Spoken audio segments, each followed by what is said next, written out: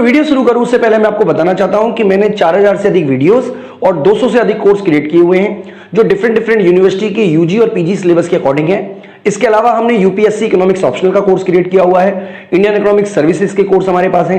इसके अलावा हमारे पास गेट का कोर्स हमारे पास है, यूजीसी नेट का सिलेबस हमने कवर किया हुआ है। तो ये सारे के सारे कोर्सेज आपके लिए अवेलेबल है हमारी ऐप विष्णु इकोनॉमिक्स स्कूल में।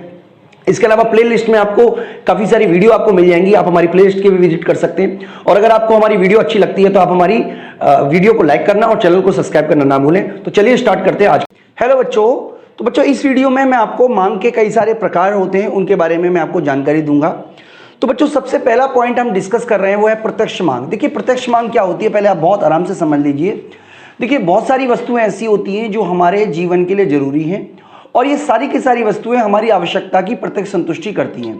जैसे फॉर एग्जांपल मुझे प्यास लगी तो मैं प्यास लगने के बाद आप पानी पी लिया, ये प्रत्यक्ष मांग है। आपको मान लीजिए टीवी देखने की इच्छा है तो टीवी से आपको मनोरंजन मिलता है, ये प्रत्यक्ष मांग है। बिजली जलाया, आपको लाइट हो गई, रोशनी हो गई, ये प्रत्यक्ष मांग है। यानी कि वो हर चीज जिससे हमारी आवश्यकता की डायरेक्ट संतुष्टि होती है, प्रत्यक्ष संतुष्टि होती है, ऐसी वस्तु की मांग को प्रत्यक्ष मांग कहते हैं। जैसे दूध हो गया, पनीर हो गया आदि।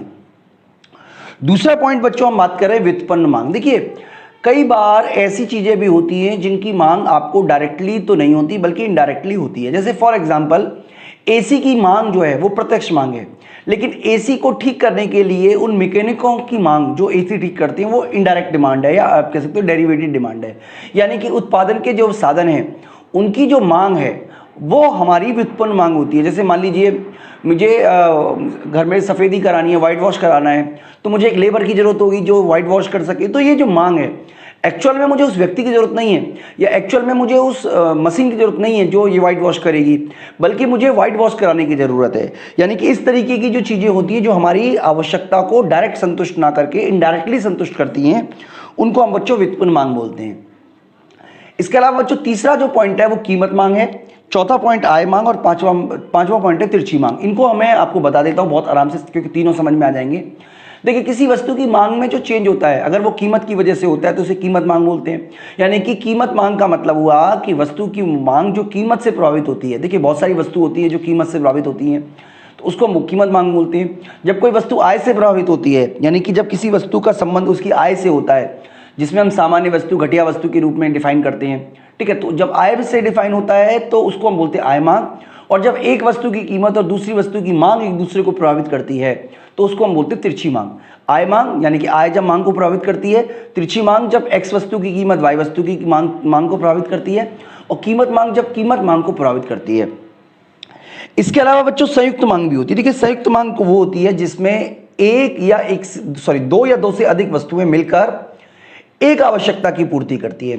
यानी कि एक तरीके से आपने पूरक वस्तु पढ़ा होगा, पूरक वस्तु में भी होती थी दो वस्तुएं मिलकर आवश्यकता को पूरा करती हैं।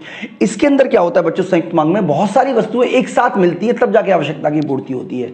फॉर एग्जाम्पल अगर आपको मान लो दिल्ली से आपको जाना है, मान लीजिए आगरा जाना है, दिल्ली से आगरा जाना है, तो आपको कार चाहिए। केवल कार से काम थोड़ा ना चलेगा, रोड भी तो चाहिए, ठीक है। रोड से भी काम नहीं चलेगा, कार के अंदर पेट्रोल भी चाहिए, ठीक है। तो यानी कि टायर भी चाहिए कार के अंदर। तो ये सारी चीजें जो मिलकर आपको गुड्स बन रही हैं उसको हम बोलते हैं बच्चों संयुक्त मांग, कंपोजिट आप कह सकते हो संयुक्त मांग। तो इसको हम बोलते हैं बच्चों संयुक्त मांग। इसके अलावा सामूहिक मांग भी होती है। सामूहिक मांग वो होती है जिसमें एक वस्तु जो है वो कई आवश्यकताओं की पूर्ति करती है। देखिए संयुक्त मांग में क्या होता था, कई सारी वस्तु मिलकर एक आवश्यकता की पूर्ति करती थी, और जब एक वस्तु कई सारी आवश्यकताओं की पूर्ति कर देती है तो उसको हम बोलते हैं बच्चों संयुक्त मांग। संयुक्त मांग क्या होती है, जैसे दूध हो गया, दूध को आप कई सारे उपयोग कर सकते हो। जिसके अलावा आप बिजली हो गया, बिजली का आप कई सारे पर्पस के लिए प्रयोग कर सकते हो। तो इस तरीके की जो मांग है इसको हम बोलते हैं बच्चों सामूहिक मांग। इसके अलावा एक और मांग है जिसके बारे में हम बात कर रहे हैं वो है वैकल्पिक मांग। वैकल्पिक मांग का मतलब क्या हुआ कि जब एक आवश्यकता की पूर्ति करने के लिए आपके पास बहुत सारे विकल्प मौजूद हों। जैसे आप मान लीजिए खाने के लिए किसी रेस्टोरेंट में गए तो वेटर ने आपको मेन्यू कार्ड दिया, तो मेन्यू कार्ड में से आप बहुत सारी चीज़ों का यूज़ कर सकते हो। यानी कि आवश्यकता आपकी भूख है, लेकिन उसके लिए आपके पास तमाम तरीके के विकल्प उपलब्ध हैं। तो इस तरीके की जो मांग होती है उसको हम वैकल्पिक मांग बोलते हैं बच्चों।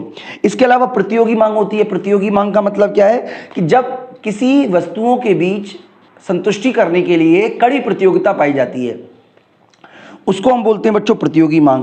तो बच्चों ये सारी मांग के प्रकार है। एक छोटा सा पॉइंट है जो मुझे आपको समझाना था, मुझे लगा मैं इसी में आपको समझा देता हूं, वो है एंजल का नियम। देखिए एंजल वक्र के बारे में तो आप जानते ही होंगे, हम आगे इंडिफरेंस कर्व में बताएंगे।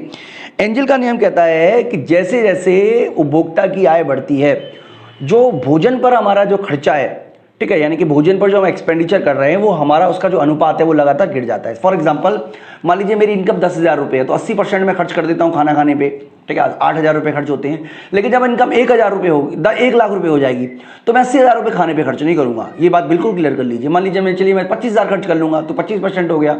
और इनकम अगर 10 लाख रुपये हो जाएगी, तो 50,000 कर लूंगा, चलिए 1 लाख कर लिया, तो 10% खर्चा किया। इसका मतलब जैसे जैसे हमारा इनकम का प्रोपोर्शन बढ़ता है, हमारा जो उपभोग है उस पर जो किया गया खर्चा जो है वो लगातार उसका अनुपात गिर जाता है। तो बच्चों इस छोटी सी वीडियो में मैंने आपको मांग के सभी प्रकारों को बताने की कोशिश की है। बच्चों इस वीडियो में इतना ही। Thank you.